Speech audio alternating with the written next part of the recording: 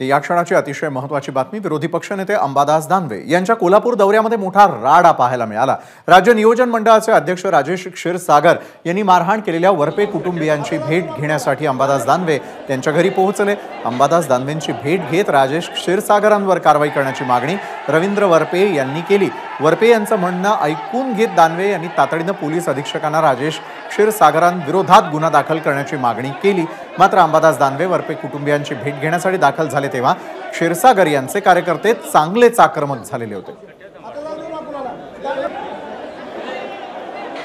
मी कोणाच्या विरोधात आलेलो नाही, परंतु एखाद्या जर सामान्य माणसावर अन्याय होत असेल तर तिथं आलं पाहिजे. एवढ्या सगळ्या घटना घडल्या, घरात जाऊन मारहाणीचे प्रकार झाले, ज्यांनी मारहाण केली त्यांच्यावर कोणताही गुन्हा दाखल नाही आणि म्हणून अशा व्यक्तीला मी भेटायला आलेलो आहे. विरोध कोणी केला? मला नाही कोणाचा विरोध वाटला, मला कोणाचा विरोध वाटलेला नाही. मी त्यांच्या व्यक्तींच्या जी काही व्यक्ती आहे त्यांच्या घरी गेलो, त्यांच्याशी व्यवस्थित भेटलो आणि आलो.